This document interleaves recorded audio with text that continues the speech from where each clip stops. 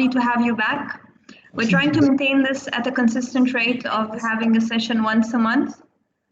We're very happy to have you back. And today we're going to be covering a very interesting talk. It's going to be about customer experience. We'll be talking about what is customer experience, why should organizations be customer-centric, and what are the benefits of being customer-centric, the challenges you face with customer experience.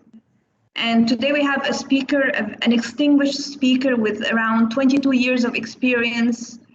The past few years he's been focusing on customer experience, but he comes with a very wealthy experience of research with companies like Nielsen, NCR, Orange, and the past 12 years he's been with Orderu, or how do you say it? Orido. And he's overlooked like 10 countries, all of it in customer experience platforms. It's a wealthy experience in customer experience, and today we'll be taking us through customer experience and the challenges it faces and what are the benefits of having organizations focused on customer experience. Mohamed ElToumy. Welcome on board, Mohamed ElToumy. It's lovely to have you here today, and please, the floor is all yours. Thanks a lot, May, for your lovely introduction. Hello, everyone. Let's start. Mohamed, if you were to allow me, guys, I'd ask you to mute your sound and put your cameras off during the session. If you have questions, please just drop them on the chat. And at the end of the session, if you want to ask questions, we will open the floor for questions. Please, Mohamed, thank you. Thank you. I'll start sharing my presentation. Okay. Does everyone see the slides? Yes, we're good, Mohamed.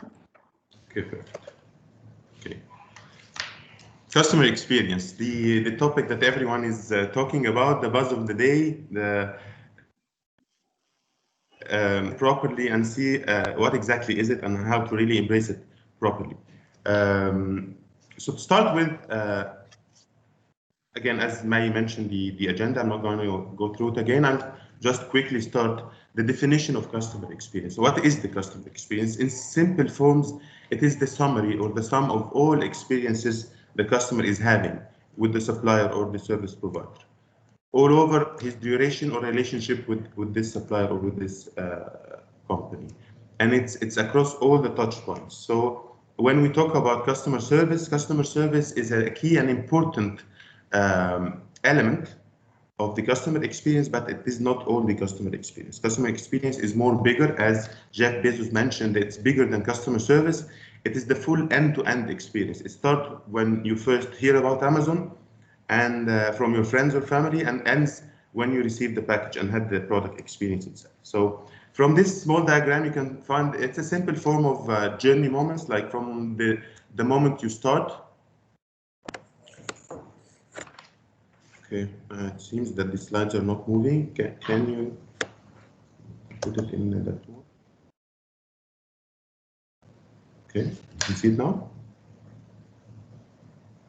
May, can you confirm that the slides are clear? Yes, Tommy, I can see it. Okay, perfect. So it's, in all honesty, the customer experience is the whole experience the customer is having with the company, whether it's an emotional experience or a functional or operational experience. It's everything that the customer has. So it's the perception and the organization, and every single touch points that they have. And this is the opportunity where you can build your brand value, or unfortunately sometimes destroy it if you don't have really a proper designed customer experience. Okay.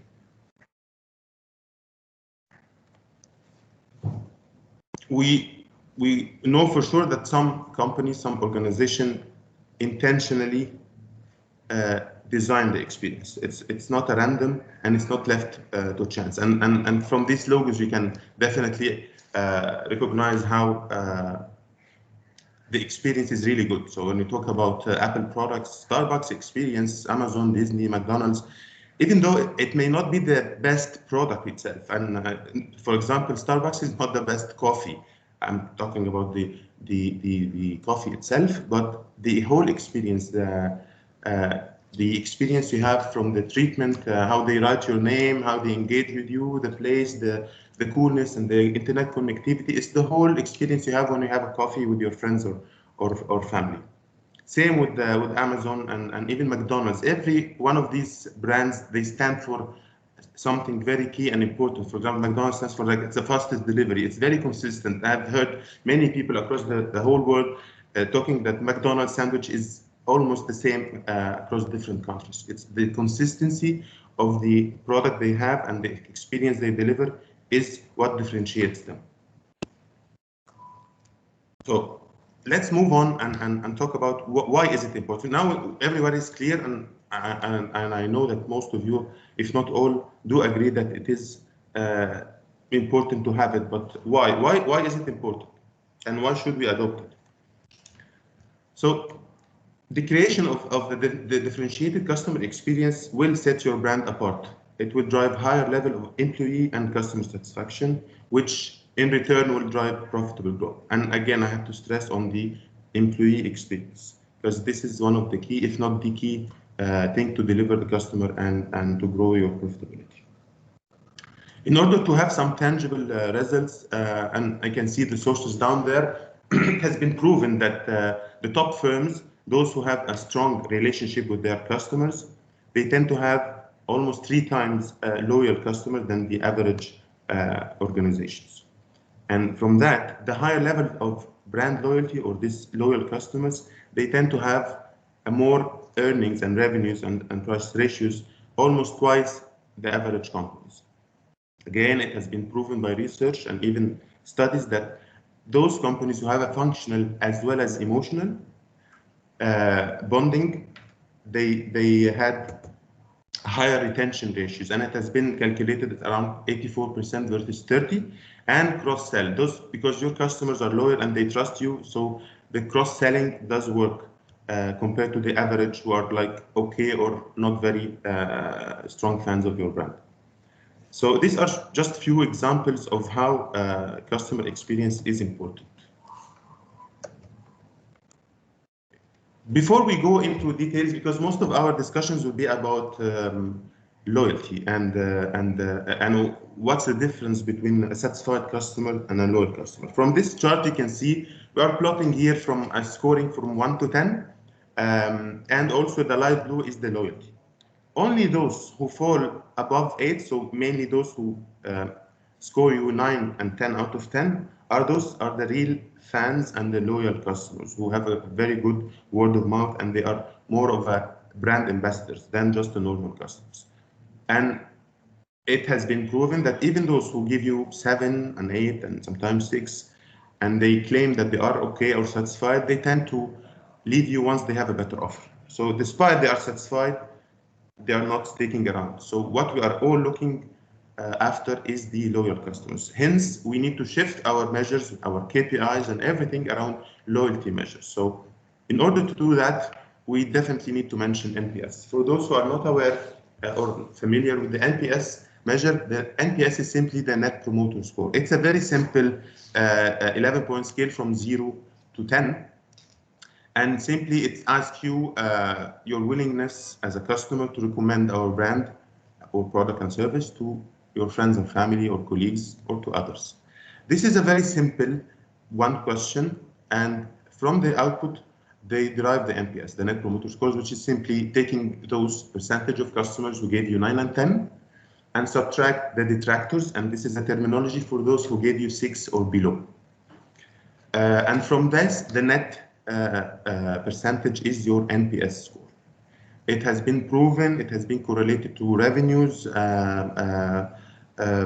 growth and everything. So NPS is a very, very reliable, strong corporate loyalty measure.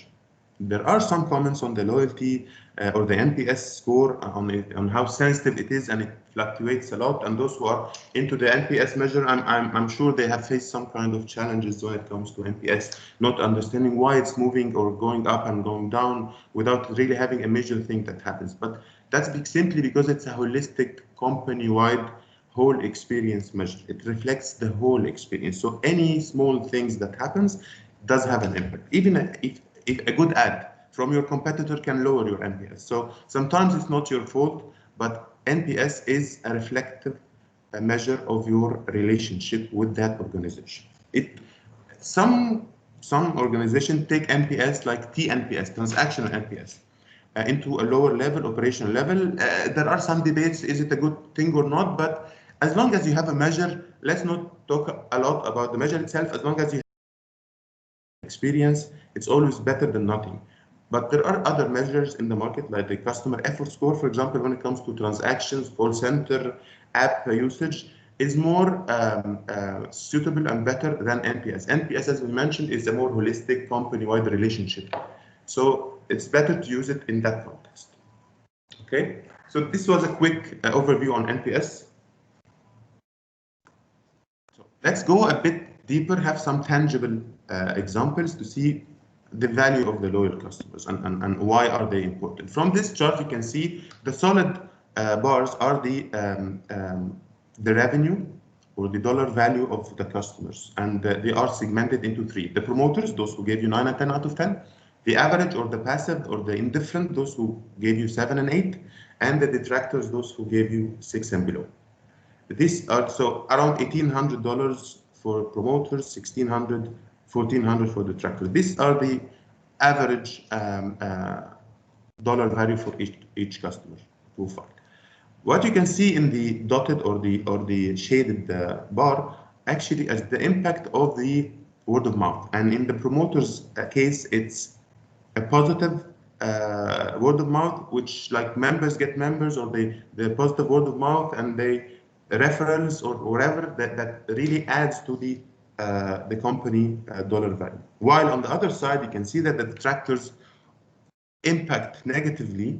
So those who are not happy or give you a score of 6 and below tend to badmouth you and not even resubscribe or reuse your product, and even not recommend you to their friends and family. And it has been calculated that their impact is actually as equal to their value. So they're wiping away the value of their revenue to the organization. So it's clear that you need to take care that you don't have much detractors, if none. You need to work on the passives, those who gave you 7 and 10. They are okay, they are indifferent, they are not making any positive or negative claims, but they are not your ambassadors yet. They are not your promoters yet. So you need to focus on really understanding what are their challenges, what their needs, what are their expectations, and try to move them towards the promoter part in order to gain the value of the positive word of mouth and increased usage. I hope everything is clear. Please feel free to ask a question if there is any question so far.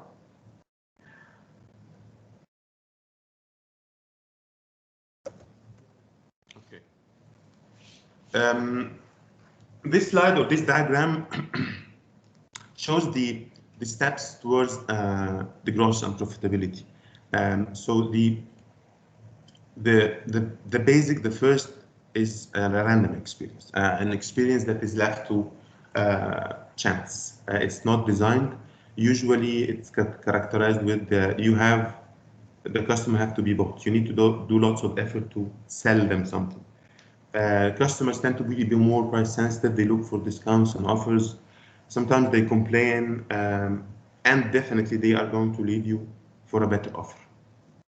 The second step towards the customer experience management or improving your customer experience is to fix your basics, have a proper functional and operational experience, like fix your call center, your shopping experience, your product quality, doing all the quality checks. Then you are starting to have a more consistent experience. It's intentional and it's consistent, yet it's not the ultimate customer experience that we aim for, which takes us to the next step. Having more bonding, emotional brand presence, value to your customer, then you're talking here about a differentiated experience. And here comes the loyalty customers and hence the profitability and growth. Why loyal customers are different than a normal customer? Loyal customers, they come to you out of choice. You don't exert much effort to really bring them in, not like the random experience. They have a very strong emotional connection with you, which interprets in they forgive you if you do a mistake occasionally. They are not easily enticed to have a cheaper deal. They still value your brand and their relation with you. They usually stay with you and even talk positively and tell their friends. And they definitely trust you, as mentioned earlier, which gives you a chance to grow your business with, increase their usage, or even cross-sell some other products or services from. And that's why the loyalty customers are key and important. And really, your objective is to move most, if not all, your customers to be your fans and ambassadors instead of just a normal average customer. Okay. Okay. Now here comes the key questions that everyone talks about. So then, who owns the customer experience? By definition, customer experience. So it sounds customer service. No, it sounds marketing because it's the customer satisfaction. We will find. We will find out. So let's take it step by step.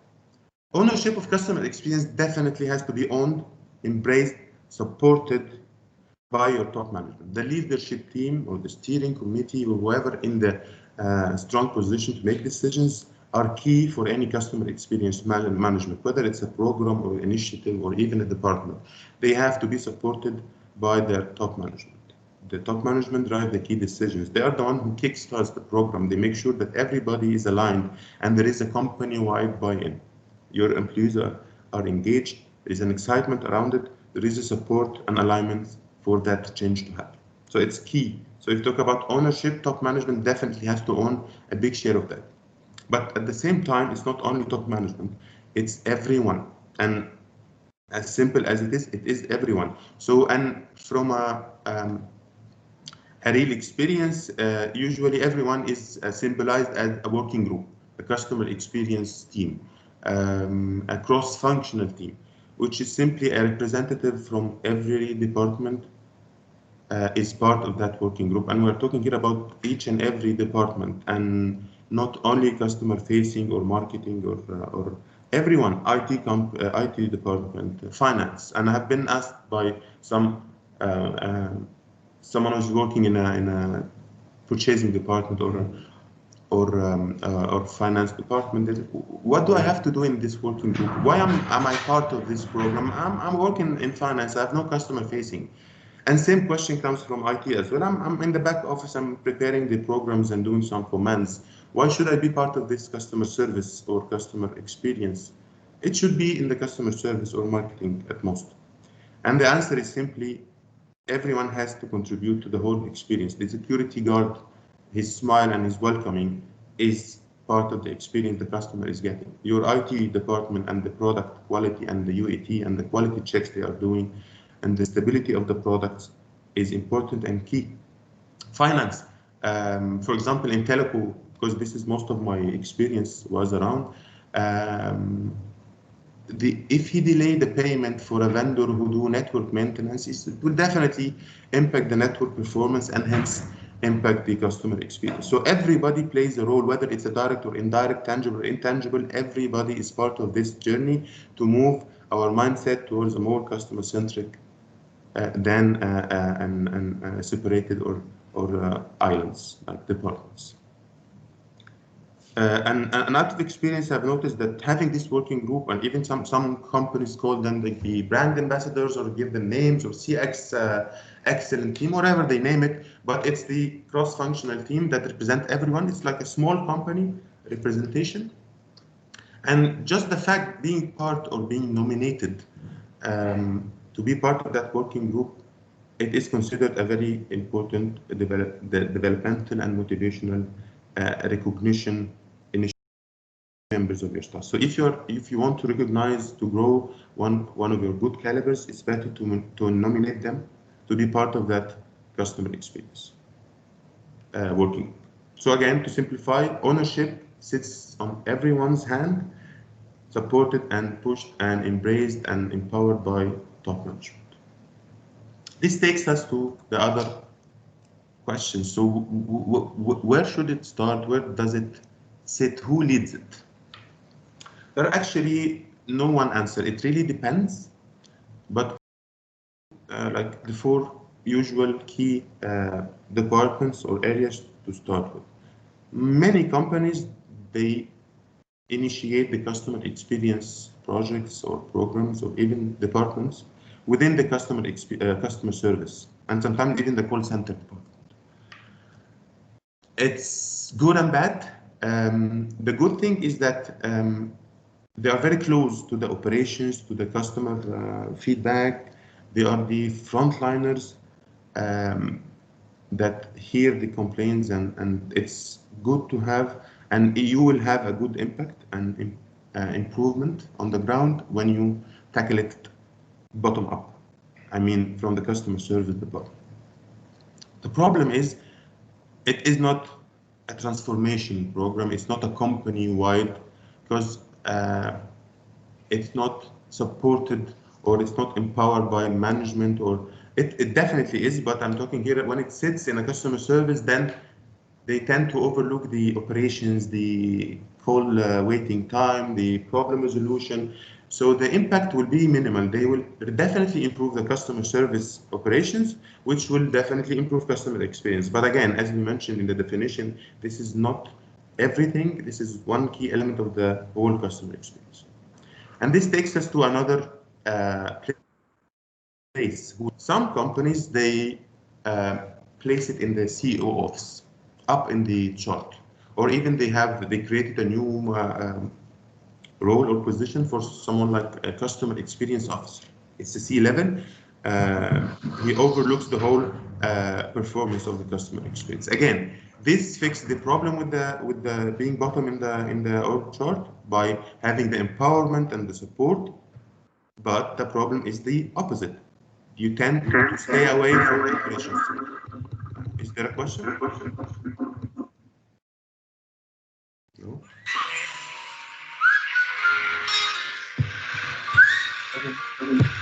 Is the noise coming?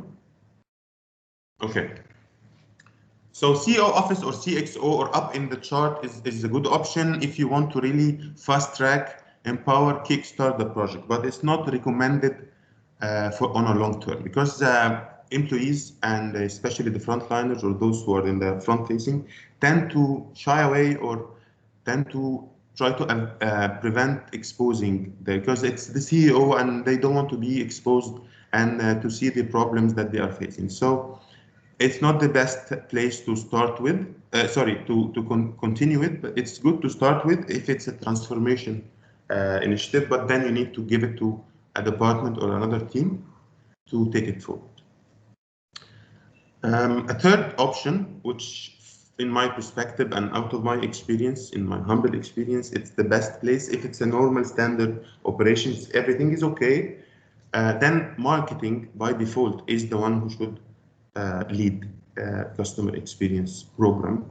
It doesn't mean that they're only focusing on marketing initiatives and product design and customer experience, but I'm talking about here the product and promotion and pricing, but rather lead the whole program. And they are the ambassadors of the brand. The definition of marketing is actually reaching customer satisfaction with a profitable gain.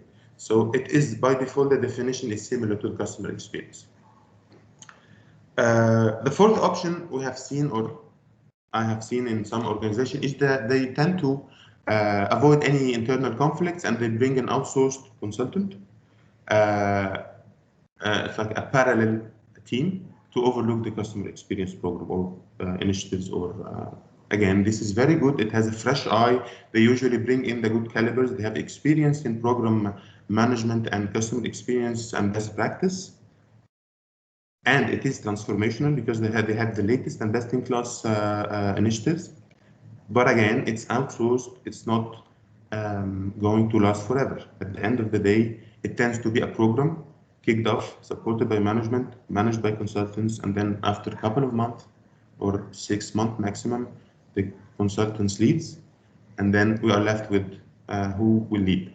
So it's better to, so the bottom line or the answer is it really depends on the situation of the organization. And I give you some examples. So if the organization is really facing bad operations. They're struggling in their basics. Like they really need to fix the basics. Like let's, for example, take Bank Masra or Telecom Egypt. Definitely, they have improved during a couple of years ago, but still, they really need to fix their basics to have the threshold of a decent customer experience. So starting the initiative at the customer service is good, but definitely somebody needs to take it up and forward. For me, if you want my advice, a hybrid model is best. So a marketing-led program supported by calibers with a fresh eye and expertise, between brackets consultants, and supported and empowered with the CEO or CXO. This is the best hybrid approach that will have a bigger impact, and you don't stay away from the operation and you're not up in the chart. Okay, hope it's clear. Okay, now we are going to talk about, okay, now we understand what it is, why is it important, and where does it sit. So how to start it, what to do exactly. So now I'll take you through a framework. Again, this is more of a hybrid framework from different consultants, but the essence of it is almost the same. You can name it differently, but it is the same framework. I have just put here the basics that has to be in any customer experience management framework or program framework. Again, leadership to drive key decisions and promote organization-wide buy-in, as mentioned before. Engaging employees, building excitements, bringing about alignments and change. Again, supported by customer experience, supported by CEO and top management, but also internal comms and branding team will play a big role in communication and engagement, and also HR. The pillars for the framework or the program has 4 stages. The first stage is the insight part. Insight is simply, what do you want to be known for? You need to understand what are your customer expectations, what are their needs, what is your strength and weaknesses, what is your position in the market.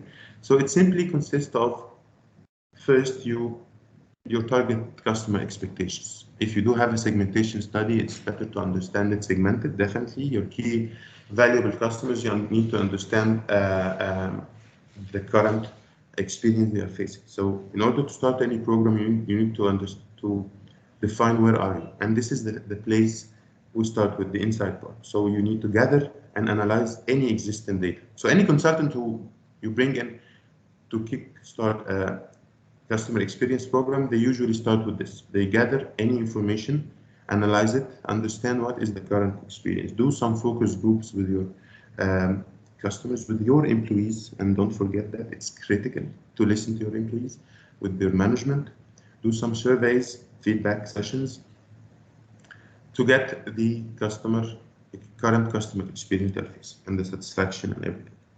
Also, they need at this stage to understand your strategic position. What is your business priorities? What is the competition landscape and the market landscape? Are you the first, the leader? Are you the third entrant? Where are you in the ecosystem of your business and your industry? Another key thing in the insight part is the organization capability. Are you ready for that?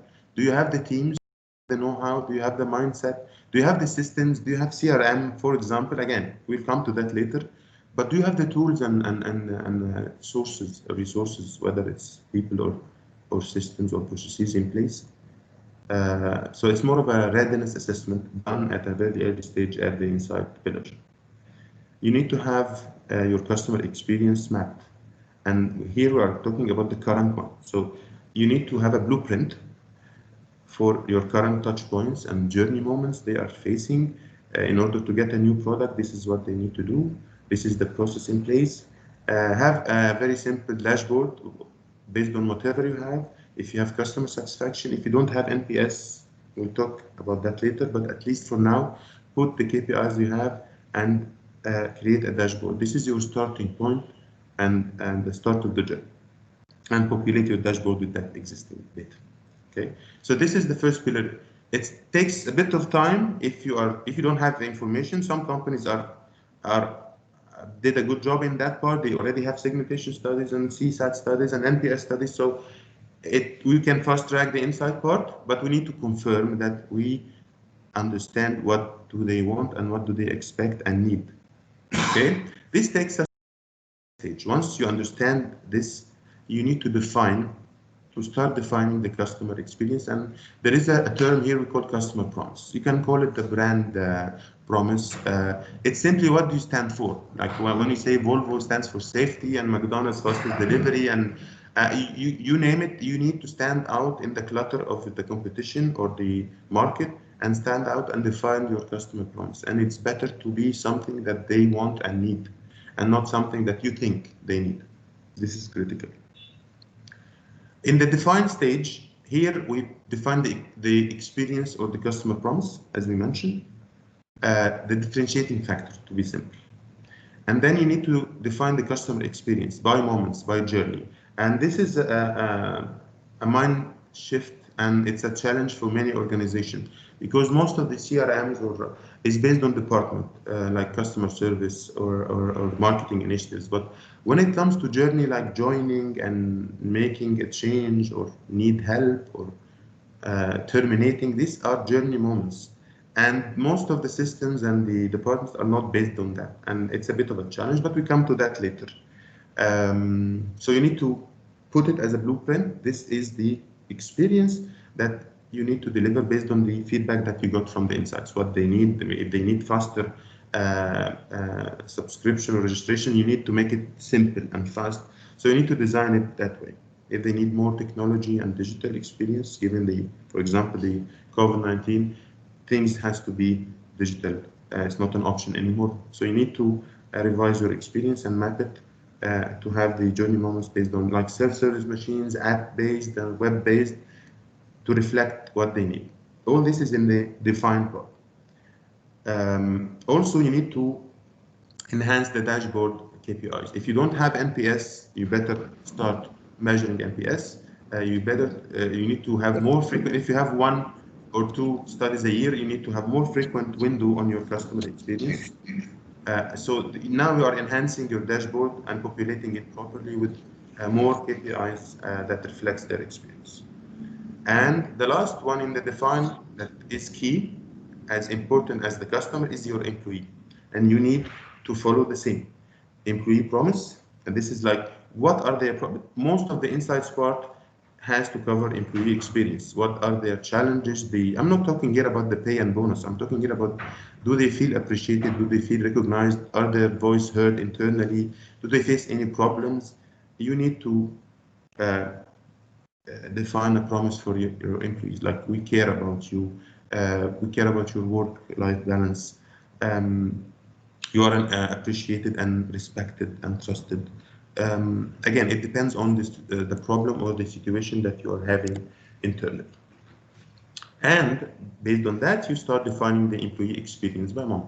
Like if there is a problem with their appreciation or recognition, you start having programs and projects that or processes that recognize objectively their performance, and you have to celebrate that as well. And we come to that later in the implementation and delivery.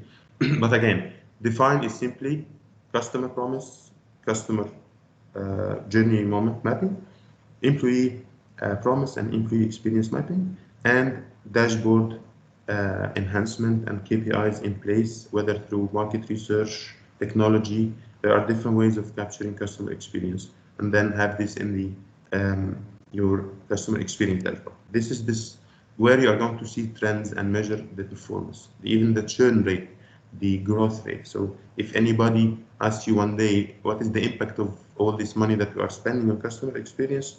Here you need to show him the dashboard and the elements like the loyalty or increased from this to this, and the growth increased, and the cross-sell adoption increased from 30 to 80, whatever. You will definitely have something tangible to show, instead of just defining, because it's important to have customer experience. No, it has to have a purpose and a reason, and management and stakeholders and everyone will not keep supporting it unless it's profitable and having some financial gain.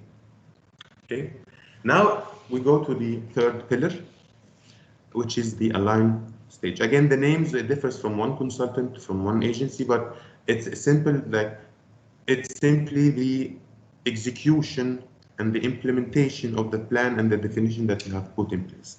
It's building the capabilities if you do not have all the capabilities, and the resources if you are not recruiting the right team. It's the processes if you don't have them in place. It's the structure, the alignments, the execution of the initiatives and the projects related to the customer experience. It's simply the next step after the definition is start doing it and building it. And the last step in the framework is simply the closed loop or the embed and sustain, because out of experience, I have seen many projects start and peaks at the beginning. Everyone is happy, management is supporting, initiatives are coming, ideas, alignment, and then things start to slow down or management to start leaving it to some departments and they start fading away. So it is as key as the inside, define, and align is the embed. Simply, you have to keep monitoring and revising your experience, because customer experience, for example, the COVID example that you may need or you must change or enhance your customer experience, have a digital element in it, do it more simple, try to have a workarounds to get approval through phones and web instead of asking him to fill an application and sign it or whatever. So definitely you need to be agile and make sure that you are updated. It's not just an initiative or program that started and then you leave it. You need to embrace it. Management needs to keep supporting it. Dashboard needs to be reviewed. Action points. Anything starts to go down. Continuing improving the customer experience. Revise your processes. Make sure that your employees are bought in. They are happy. They're appreciated. All their issues are handled. And that's it. And definitely continue celebrating and shouting the good initiatives. Okay.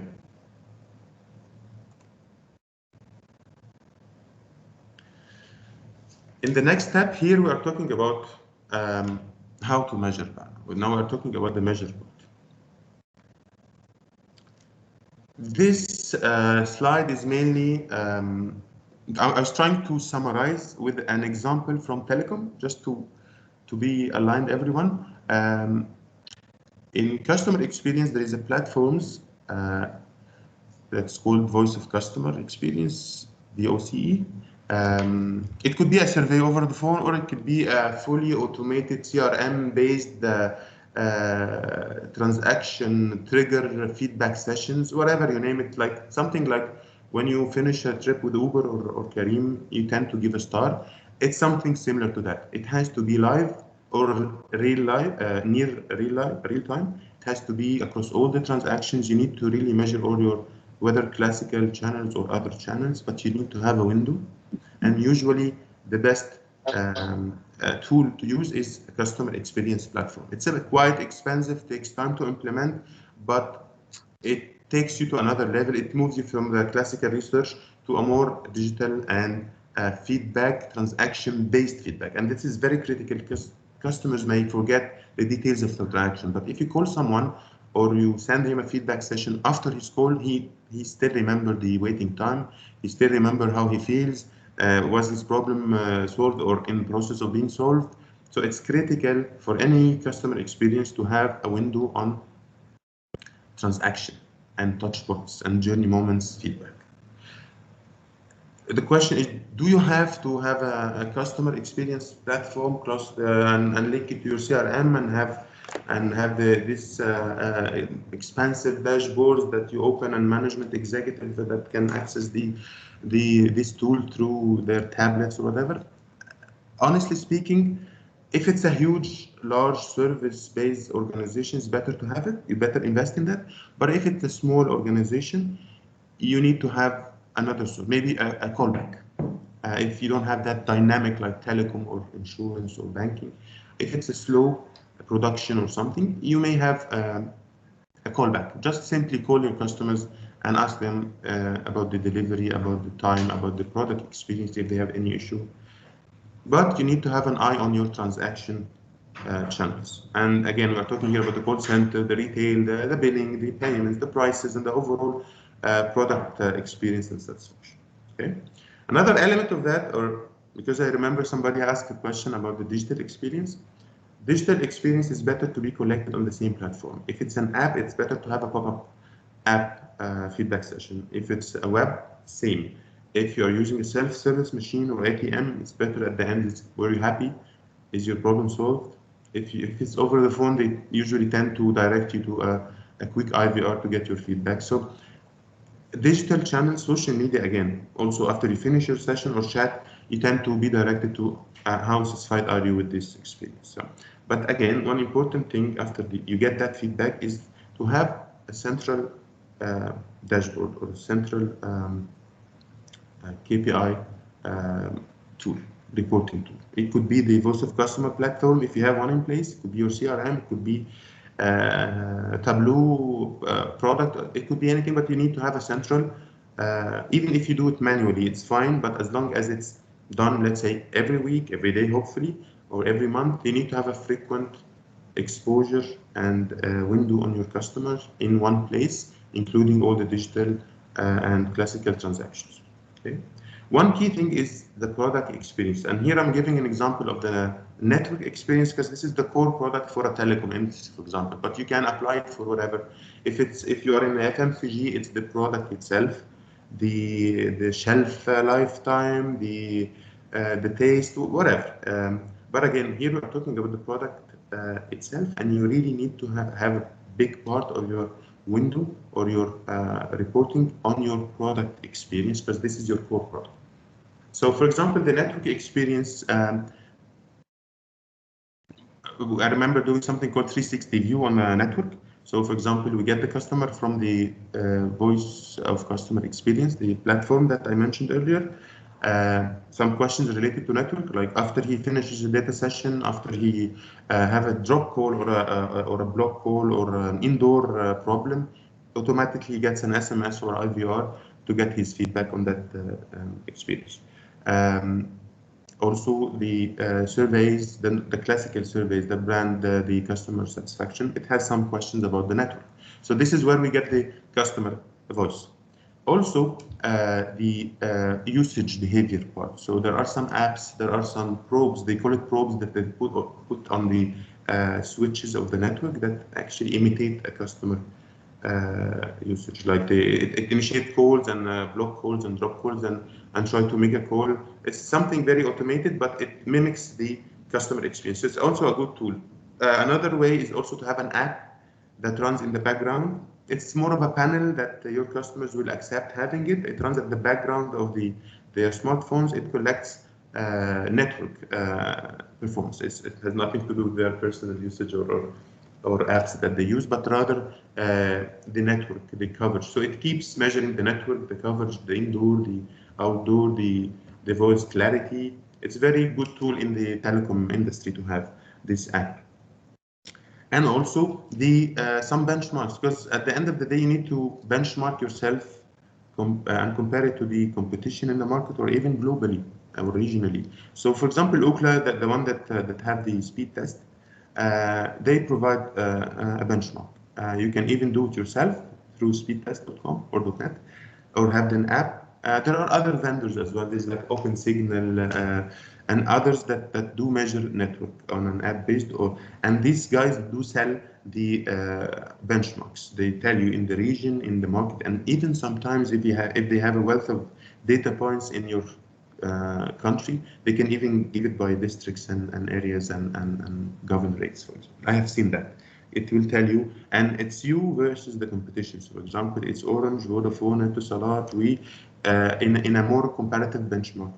So simply, only for network experience, we have managed to have different windows, one from the customer voice part, another one from the benchmarking and comparative perspective, another one from an app and probes and switches, and so, but you have the 360 view on your network. Again, it was just an example. You need to do the same with your product within your industry. You need to have a focus point on your product because this is the core. Last but not least, in order to have the full customer experience, as I mentioned, going from consistent functional experience to a stronger relationship, you need to have measure your bond, your relationship, or your brand equity or your brand health with your customers. And this is usually done by market research studies. There have been some new technologies that are measuring that, like the smart cameras that they install in some stores that actually claim to measure the mood and the happiness in that place. Like they really capture the facial expressions and can give you. But I haven't seen the output of it, but some AI companies, technology companies claim that they have this kind of emotional experience measure. But for now, let's stick with the NPS, brand equity and affinity studies. What's your brand perception? How do they see you? Your brand values, do they really believe in what you are trying to stand out? Or your competition is stronger than you? Who is top of mind? Top of mind is one of the key elements in the brand and studies. That when you talk about telecom, what is the first brand that comes to your mind?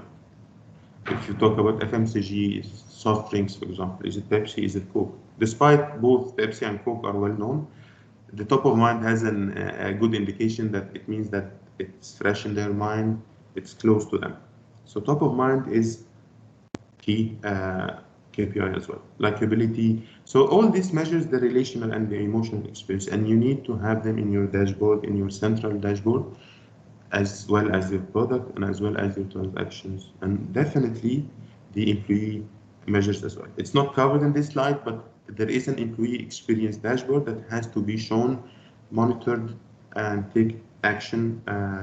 So like the employee satisfaction, I'm not talking here about the classical employee satisfaction survey, but rather a window, frequent, monthly, weekly feedback from management, discussing the employees' well-being and problems and issues. So this simply takes us to the whole model. This is Ipsos framework.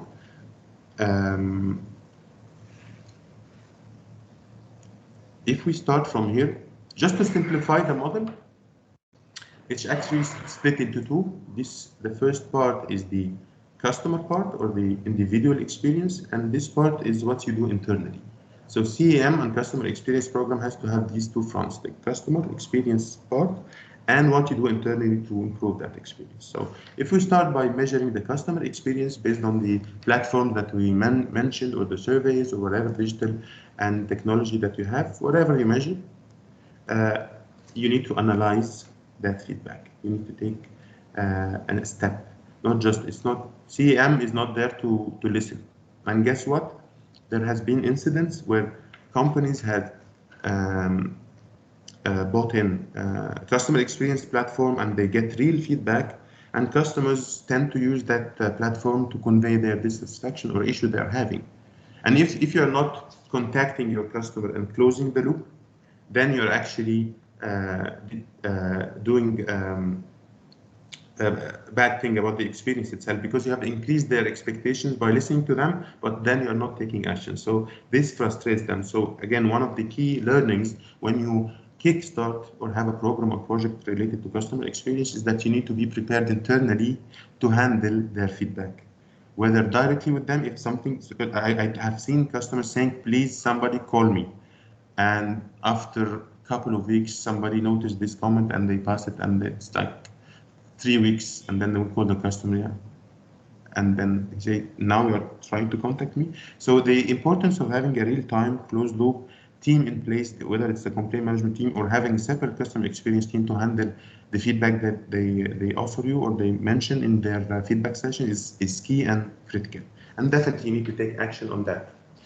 The next step after having this feedback and measure and analysis and taking action on a customer level, you need to start, and this is the role of the customer experience team, usually the marketing led team, where they start to identify issues and root causes. This is more of what are the top 5 complaints that we are getting this month or this week.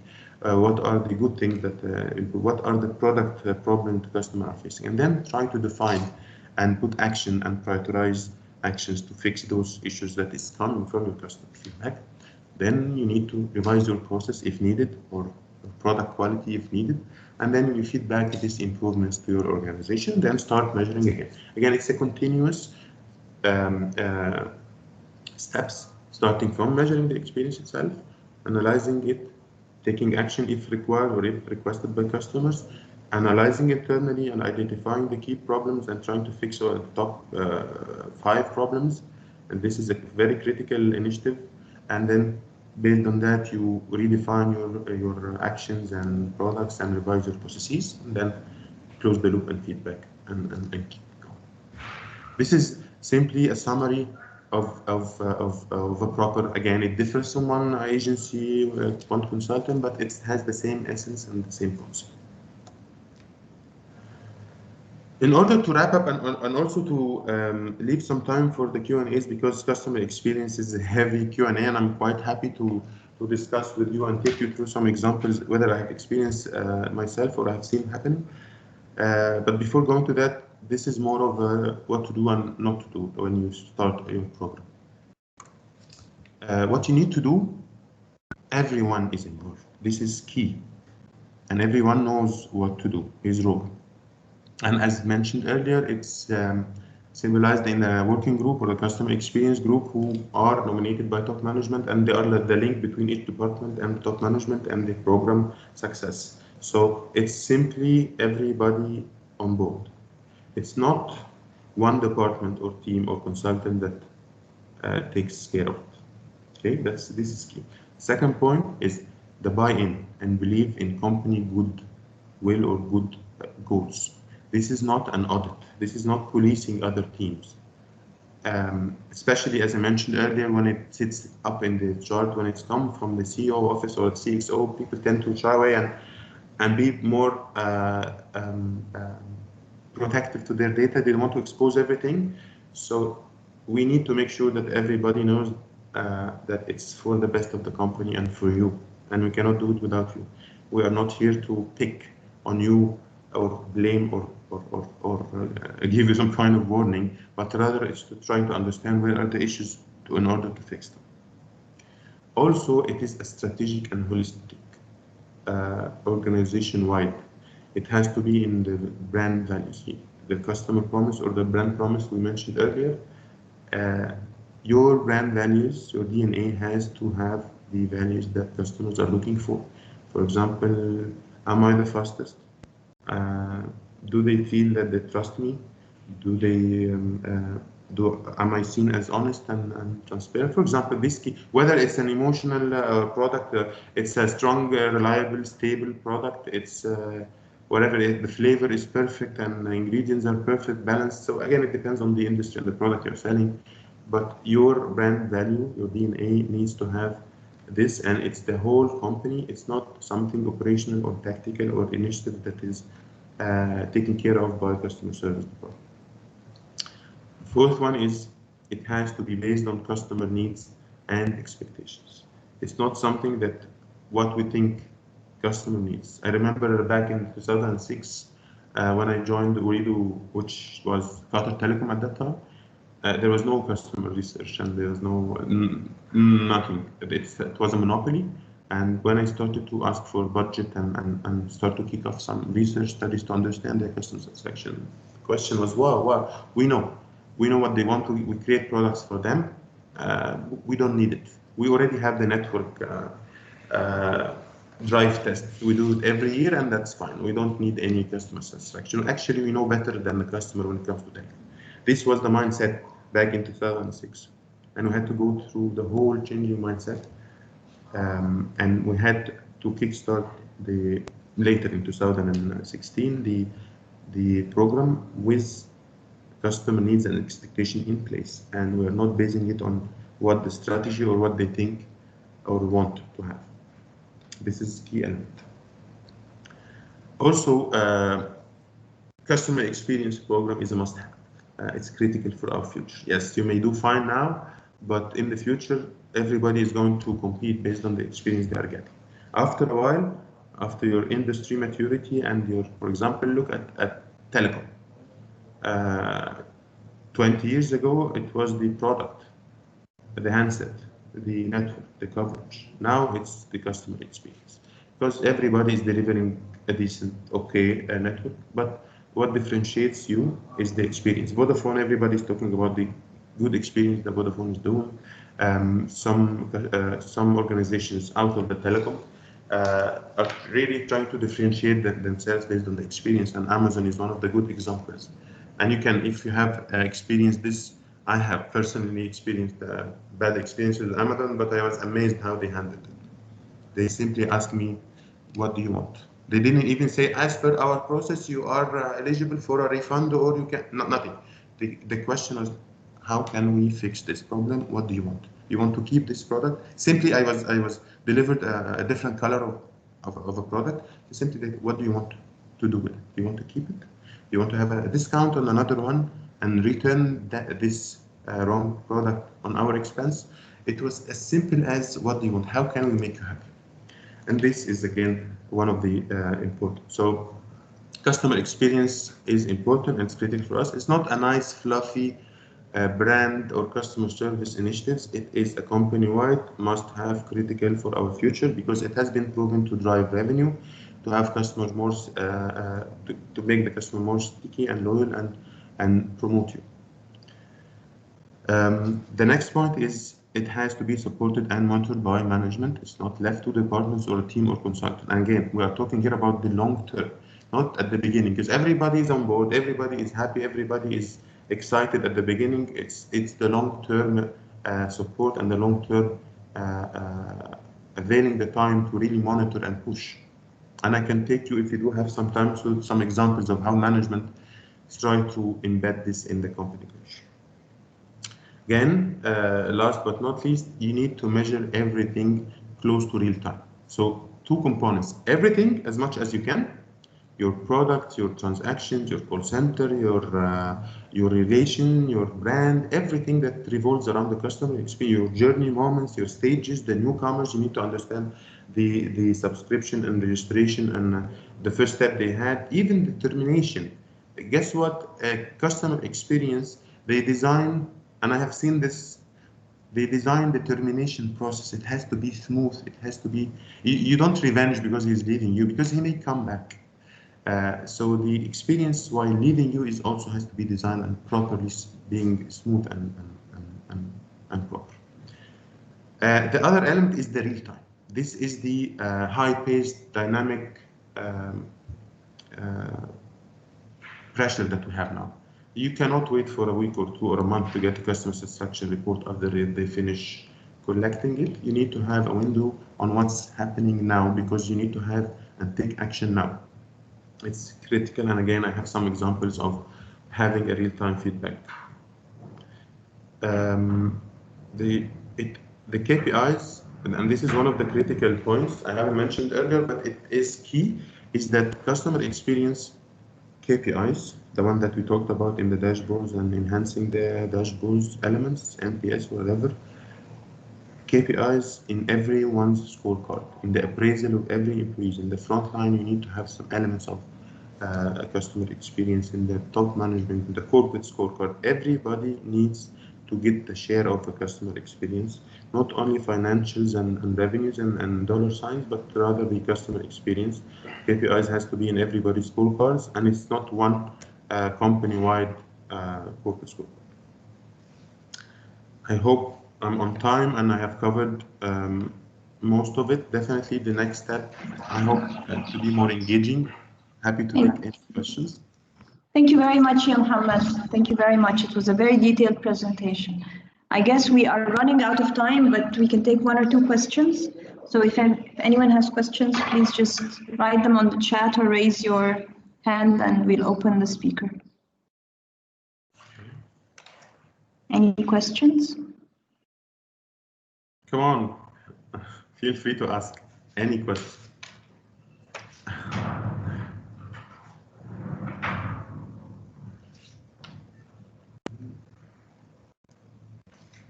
Is anybody facing any challenges internally in the customer experience, customer service, having any conflicts, management buy-in, employees problems?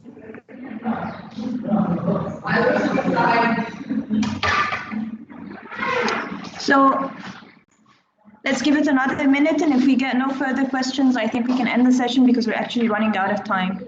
Sure.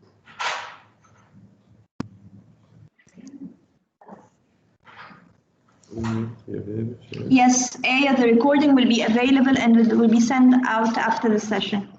In addition to the email of Mohamed, if anyone wants to get through to him to ask any questions about customer experience. Okay, I guess we'll bring this session to an end. Mohamed, I'd like to thank you very much for coming over. It was truly a pleasure, very interesting topic, and I found it quite interesting. Look forward to meeting in more sessions. Thank you guys for being here. I hope you enjoyed this session as much as I enjoyed it. Looking forward to the next session. Thank you, Mohamed. Thank you, everyone. Bye-bye. Bye-bye.